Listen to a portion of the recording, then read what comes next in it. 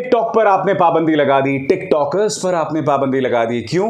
क्योंकि आपकी देश की जनता के सामने राजनीति करनी थी। आपको यह बतलाना था कि भाई हमने चीन पर कड़े कदम उठाए हैं, लिहाजा हमने टिकटॉक पर पाबंदी लगा दी। यानी कि लोगों के जो मनोरंजन का एक साधन था उस पर आपने पाबंदी लगा दी। मगर क्या आप जानते हैं पिछले 2 सालों में भारत चीन के साथ रिकॉर्ड तोड़ व्यापार कर रहा है। यह व्यापार न सिर्फ रिकॉर्ड तोड़ है, बल्कि चीन भारत में रिकॉर्ड तोड़ सामान बेच रहा है। मगर भारत को जिस मात्रा में सामान बेचना चाहिए या भेजना चाहिए चीन को, वो बहुत कम हो गया है दोस्तों। यानी कि भारत और चीन के बीच जबरदस्त ट्रेड इंबैलेंस है। व्यापार में पूरी तरह से असमानता दिखाई दे रही है और सरकार उसको लेकर कुछ नहीं कर रही है। सबसे पहले मैं आपको बतलाना चाहूंगा पिछले साल भारत और चीन में कितना व्यापार हुआ। यानी कि हाथी के दांत दिखाने के कुछ, खाने के कुछ और। देश की जनता को राष्ट्रवाद के नाम पर मूर्ख बनाओ, मगर चीन के साथ छप्पर फाड़ व्यापार करो। तो पिछले साल चीन के साथ जो व्यापार हुआ है वो आपके स्क्रीन पर। चीन के साथ 2021 में 125 अरब डॉलर्स का व्यापार हुआ है। और आप जानते हैं इस साल पहले 6 महीनों में चीन के साथ व्यापार हुआ है 67 अरब 8 करोड़ डॉलर्स का। अब मैं जानता हूं कि आप में से कई अंधभक्त, कई नफरती चिंटू ये कहेंगे कि भाई बहुत अच्छी बात है अगर व्यापार हो रहा है, देश को उससे फायदा होगा। बिल्कुल सही कहा आपने। मैं भी ये मानता हूं कि अगर चीन के साथ व्यापार करने में देश को फायदा है तो जरूर करना चाहिए। चीन का हमें इस्तेमाल करना चाहिए देश को फायदा दिलवाने के लिए। मगर क्या आप जानते हैं चीन अपना सामान तो ताबड़तोड़ भेज रहा है। भारत जो सामान बेचता था या भारत जो एक्सपोर्ट करता है उसमें 35% की गिरावट आई है। चीन की एक एजेंसी है जनरल एडमिनिस्ट्रेशन ऑफ कस्टम्स, उन्होंने एक आंकड़ा जारी किया है। उनका यह कहना है कि 2022 के पहले 6 महीनों में चीन ने करीब 57 अरब 51 करोड़ डॉलर्स का सामान भारत भेजा है। चीन के ये इंपोर्ट्स हैं। और भारत ने 9 अरब 57 करोड़ अरब डॉलर्स की लागत का सामान चीन को भेजा है। भारत के जो एक्सपोर्ट्स में गिरावट आई है 35.3 की, और चीन जो सामान भेज रहा है उसमें उछाल आया है 34.5% की। यानी कि चीन को तो फायदा हो रहा है दोस्तों, मगर भारत को नुकसान हो रहा है। अब मैं आपसे पूछना चाहता हूं, यह कौन सा राष्ट्रवाद है? यह राष्ट्रवाद के पीछे कैसी सोच है जिसमें चीन को फायदा दिलवाया जा रहा है और देश की जनता को सल्फेट बनाने के लिए आपने टिकटॉक पर पाबंदी लगा दी? यह कौन सी राजनीति है? यह कौन सी कूटनीति है? आज मैं आपके सामने कुछ सवाल रखना चाहूंगा और मैं चाहूंगा कि ससम्मान मोदी सरकार इन सवालों का जवाब दे। प्रधानमंत्री नरेंद्र मोदी चीन शब्द का इस्तेमाल करने से क्यों कतराते हैं? जब चीन के साथ हमारा संघर्ष हुआ था जिसमें हमारे 21 जवान शहीद हुए थे और चीन के भी बड़े तादाद में सैनिक मारे गए थे, जब प्रधानमंत्री ने एक बार भी चीन शब्द का इस्तेमाल नहीं किया। यही नहीं, प्रधानमंत्री देश के सामने आते हैं और कहते हैं न वहां से कोई आया है न किसी ने हमारी जमीन पर कब्जा किया है। जबकि सब जानते हैं कि आज की तारीख में यानी कि 2018 से पहले हम जिन जगहों पर, हमारे सैनिक जिन जगहों पर गश्त लगा सकते थे, अब वहां नहीं लगा पा रहे हैं। पहली बार 1962 के बाद चीन के साथ संघर्ष में इतने भारतीय सैनिक शहीद हुए हैं। इस सवाल का जवाब क्या है सरकार के पास? यह सब कहना आसान है कि चीन के सैनिक भी मारे गए थे। मुद्दा वो नहीं है।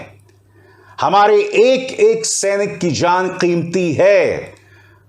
मैं आपसे पूछना चाहता हूं, इन सैनिकों की शहादत की जवाबदेही किसकी है?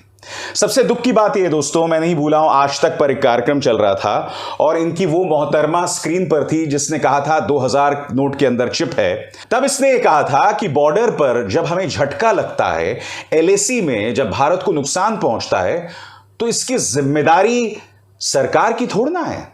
सरकार थोड़ी ना सीमा की रक्षा करती है, इसकी जिम्मेदारी सेना की है। यानी कि एक पॉलिटिकल पार्टी की राजनीति को आगे बढ़ाने के लिए ये लोग हमारी सेना को भी दांव पर लगा सकते हैं। अगला सवाल आपकी स्क्रीन पर। प्रधानमंत्री बनने से पहले सबसे ज्यादा चीन जाने वाले मुख्यमंत्री बने थे मोदी। यही नहीं, प्रधानमंत्री बनने के बाद चीन जाने का रिकॉर्ड कायम किया है प्रधानमंत्री नरेंद्र मोदी ने। और पांचवा और आखिरी सवाल, चीन को लाल आंख तो दूर, वो हमारी जमीन पर गांव बसा रहे हैं। आप जानते हैं कि अरुणाचल प्रदेश में अपर सुबनसिरी जिले में, जहां अब तक चीन की सिर्फ एक मिलिट्री आउटपोस्ट थी 1962 से अब तक, वहां उसने 100 घरों का एक गांव बसा दिया है। और मैंने आपको बाकायदा मैप्स के जरिए कुछ दिनों पहले एक कार्यक्रम किया था, उन मैप्स के जरिए आपको बतलाया था कि किस तरह से चीन अपना जमावड़ा बढ़ा रहा है। LAC पर जो विवादित क्षेत्र हैं उन पर वो अपना कब्जा जमा रहा है, और भारत, प्रधानमंत्री नरेंद्र मोदी इस पर पूरी तरह से खामोश है। खैर, खामोशी की क्या कहें दोस्तों, खामोशी तो डॉलर के मुकाबले जो रुपया लगातार गिर रहा है उस पर भी खामोश है। जैसा कि आप जानते हैं, कल ऐतिहासिक आंकड़े को छू दिया था डॉलर के मुकाबले रुपए ने, 80 के आंकड़े को पार कर दिया था। इतिहास में ऐसा कभी नहीं हुआ है। और यह ना भूलें, जब भारतीय जनता पार्टी विपक्ष में थी तब प्रधानमंत्री ने जो डॉलर के मुकाबले रुपया गिर रहा था उसको लेकर उसे उन्होंने देश की साख के साथ जोड़ दिया था, सरकार की कमजोरी के साथ जोड़ दिया था। अब उस पर प्रधानमंत्री पूरी तरह से खामोश हैं, मगर हमें याद है कि प्रधानमंत्री ने उस वक्त क्या क्या कहा था। 2-3 मिसालें आपके सामने। देश जानना चाहता है प्रधानमंत्री जी, ऐसा क्या कारण है कि आज अकेला हिंदुस्तान का रुपया डॉलर के मुकाबले गिरता ही चला गया और क्यों चला गया। और मैंने साफ मांग की है, ये सिर्फ आर्थिक कारणों से नहीं हुआ है, ये आपकी भ्रष्ट राजनीति जो चली है दिल्ली से, उसका इसे बहुत बड़ा रोल है, बहुत गंभीर था। और कभी कभी तो लगता है कि दिल्ली सरकार और रुपये के बीच में कंपटीशन चल रहा है।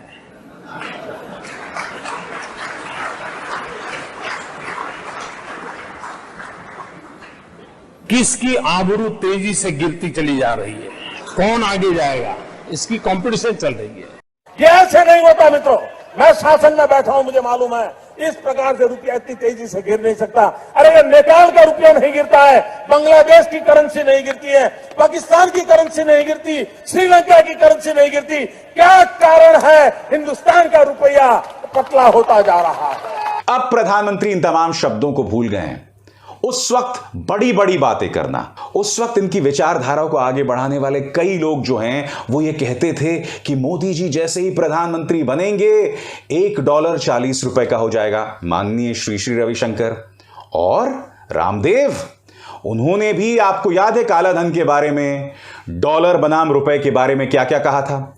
और जब अब जाकर देश की जनता ने उन्हें याद दिलाया तब उन्होंने क्या कहा, पूंछ फाड़ लोगे मेरी। सुनिए।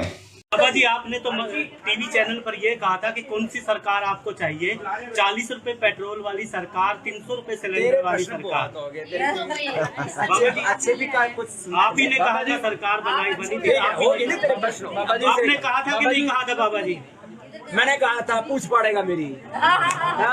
बाबा जी आपकी कंपनी पतंजलि, बाबा जी आपकी कंपनी पतंजलि ऐसे जाता है ना आदमी को ना, आप ही ने कहा था। अरे आदमी को मैं कह रहा भाई ऐसे प्रश्न मत पूछो बाबा जी, मैं तेरे प्रश्नों का उत्तर देने के लिए कोई ठेकेदार है तो जो भी पूछा मैं उसका उत्तर दूं। जब एक बात कह दी थोड़ा सभ्य बनना भी सीखो। आप ये बताओ, एक मिनट, सभी टीवी चैनल पर आप ही की बाइट चली थी और लोग, अरे भाई मैंने दी थी और अब नहीं देता, कर लेगा करेगा, चुप हो जा, अब आगे से पूछेगा तो ठीक नहीं। तो अब ना डॉलर बनाम रुपए की बात होती है और ना चीन की बात होती है। चीन तो मुंह से भी नहीं निकलता है। मगर इस मंच पर मेरा वादा है कि सरकार के पुराने वादों, सरकार के वादों की याद मैं उन्हें लगातार दिलाता रहूंगा। ये मेरा काम है पत्रकार के तौर पर, जो मैं पूरा करता रहूंगा।